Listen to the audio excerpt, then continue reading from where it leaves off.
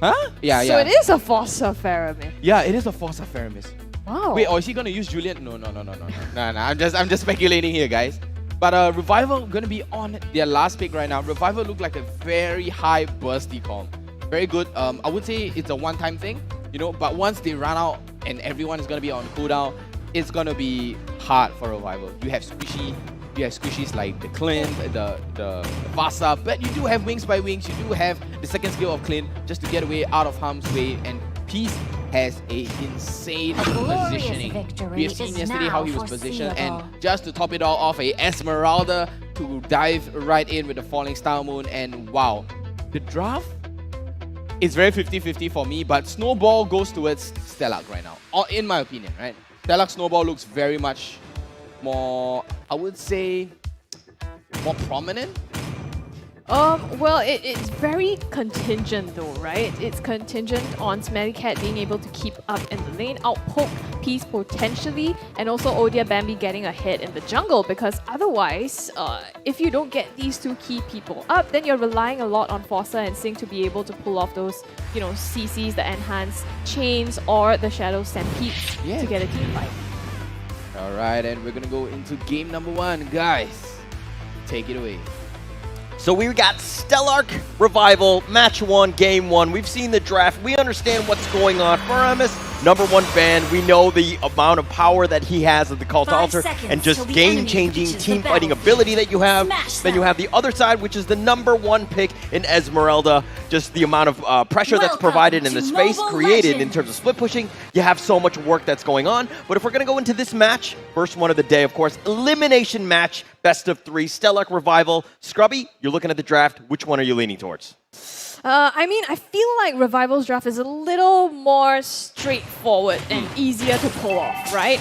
Save for that Jawhead jungle, but I think that probably works as well. And it's just going to look difficult, I think, for Stellark to be able to get around this, to be able to dive into the backline and find Swolt, find Peace when there's so much CC and peel available from LY4, QDX Love, and Ryan. So I think it's looking really scary at this point, but looking across the map now, a lot of mid-pressure at the moment, so all grouped up here, and the junglers just trying to get their farm on point. Yeah, so let me go a little bit. I mean, you said you like the Revival draft. In my opinion, this Stellark draft is actually quite simple. They're just going to run at you, they've got the Cult Altar, and they're just going to blow you up. Yeah, you have the burst, but the Cult Altar should mitigate most of that damage, or that's at least what I'm thinking. I'm actually liking this as a favorite going into game 1 for Stellark. Like high risk, high return. Yeah, right? high risk, high return. I think that it's, you know, as long as they're holding hands and just singing Kumbaya and running in together, I think they're going to have a good time.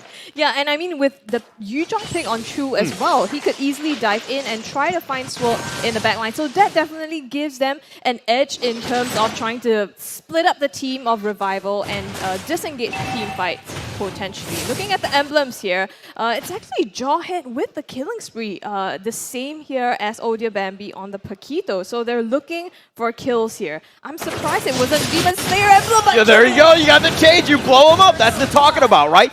At a moment's notice, if people are off the map, you got to understand where they could be. And Stellark right there, capitalizing on that one, getting first blood.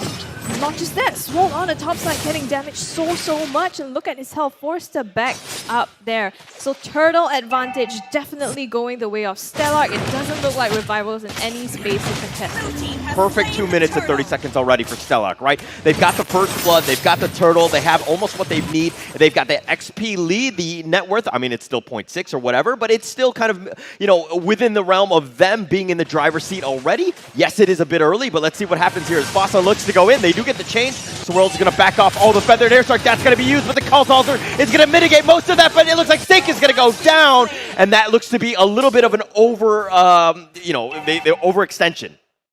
Yeah, and you have to be careful of those hooks from QTX Love, right? Because you try to disengage, they could easily just pull you back in, and it's harder for Stellark to come out of that. So, I mean, good trades across the board. Right now, it's 1-1, very, very even. Yeah, very, very even. I mean, it was one of those moments where, okay, they're starting to feel it. Maybe we have that opportunity to get somebody, but it was just a little too close to the turret, and Revival were like all over that. They'll take that one. But mind you, we both look at these teams as Stellark and Revival as very balanced teams. Like, nobody's just like hyper aggressive. Nobody is, you know, they'll take what they can get, right, pretty much. But in this case, I think Revival were happy to get that gift wrap, so to speak.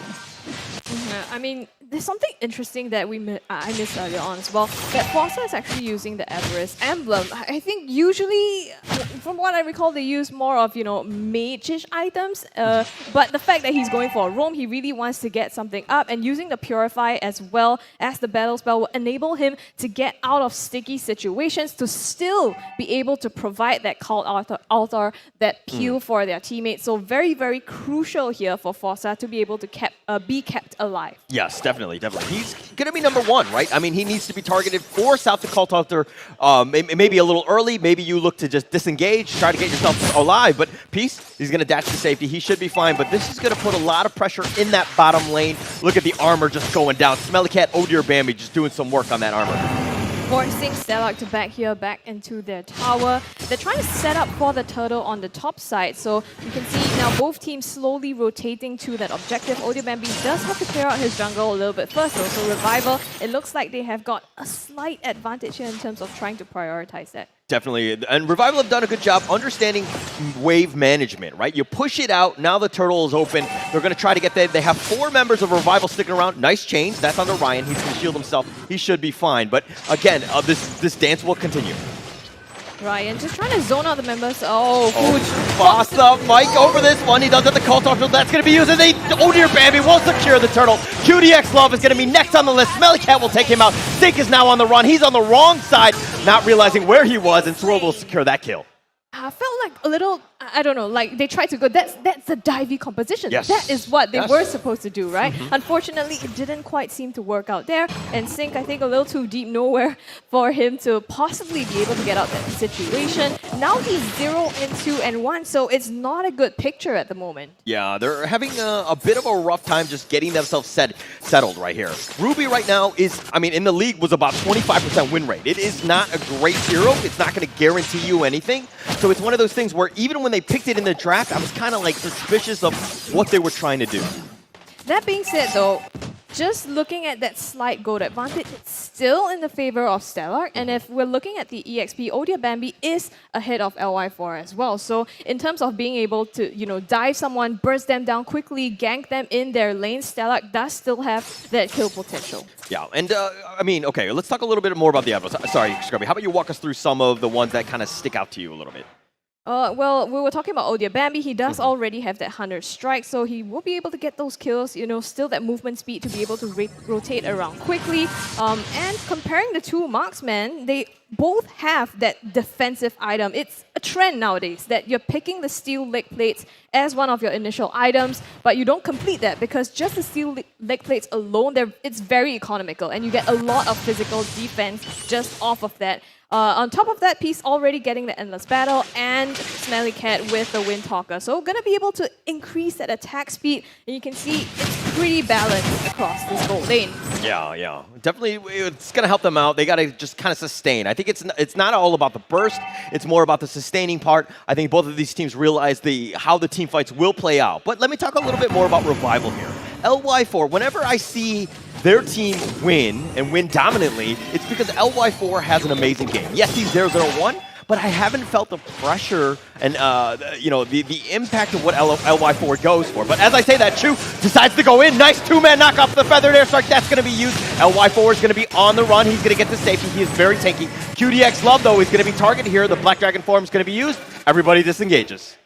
So good. There's positioning there by Swirl on point, but the thing is, the cult altar just mitigates so much. Yeah. As much as, yes, there's a lot of, you know, skills, CCs that Revival can pop. If you don't bait out these skills, it will just fall into the hands of Forza. Everything gets resetted, and they have to back off. Right. And Stellark committed most of their ults on that one. So that was a little odd where, you know, they had 4 members going for that turtle, and that was the easiest turtle of Stellark's game right now. I mean, it was just so simple. They've gotten 3-0 in that sense. But Revival were just like, hey, we're going to give this up. We're going to play for the late game. We're going to figure out a way to get back into this one as we're down about 1.5K, which is a little worrying at the 8-minute mark. Yeah, I mean, the late game does go to Stellark, right? So it's it's even worse. Like Yeah. it exacerbates it because Yes. Stellark has a gold lead, and that's not where you want to be. Well, I don't know. Right now, with at least a minute up on this next objective, the two teams do have some space to make something happen. Revival grouping around the mid. Yeah, and there's nobody else in the top or bottom lane. You could see this because the minion waves have crashed. So that you know that Revival are going to be somewhere in the mid lane. And everybody in Stellark was like, okay, we're going to play it safe. And all 5 members of Revival were sticking together. Now, if we're looking at the other lanes, they've provided pressure in both the top and the bottom, and it looks like they've gotten the bottom turret. This is where they start to shine, right? You get ahead in the early game, you start to group up, and then now Stellark are looking at taking objective. They've already gotten that tier 1 turret on the bottom, so they're rotating towards the mid side. And now, don't know if they want to make things happen, but the top lane is being pushed in by Riot.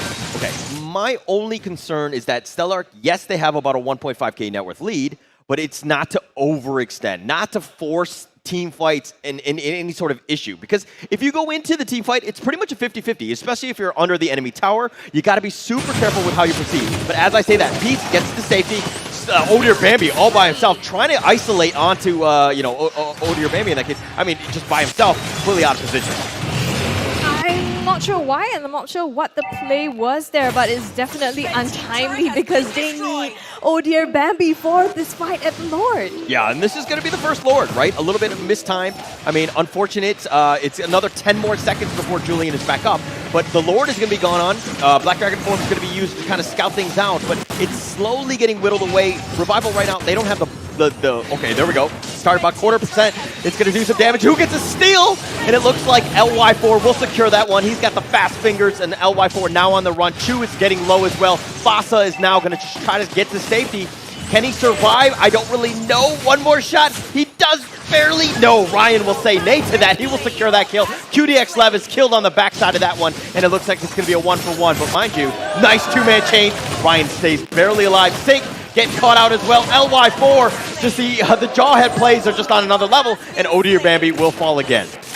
And now, Revival, they have a free ticket to take down this mid lane turret, and together with that, the top lane's also crashing down the Lord. So they get so much out of that fight. I think Stellark, they went in, tried to contest the Lord. It seemed a little bit early, then they tried to disengage. Once Odir Bambi was up, they went back in for the kills, and then it just went back and forth from there. It went back and forth, but Odir Bambi, if he did not die, and we made that one mistake, they would have been in a much better position to contest. They had an advantage, and the fact that they lost it, now they were kind of fighting 4.5 because he wasn't in position.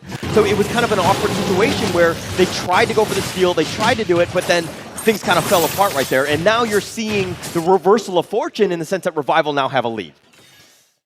This is what we talked about, right? Revival. They know it. They smell opportunities. So the moment they had that, they took full advantage of that, and they've cleared out almost all of Stellark's turrets as well. So this is huge, huge map control going their way. But Stellark, they might try to make a play happen here. Yeah, and I don't think they're going to commit for this one. But it comes back to Revival being a veteran team, understanding what they need to do, how they get back in the game. Make sure that if they're going to take a fight, they're going to try to take it with even numbers or have a slight advantage. Understanding that, Odir Bambi was killed in that situation, it was a weird one, but now Stellark need to bounce back. They need to figure out a way to get back into this one because, again, the tables have turned.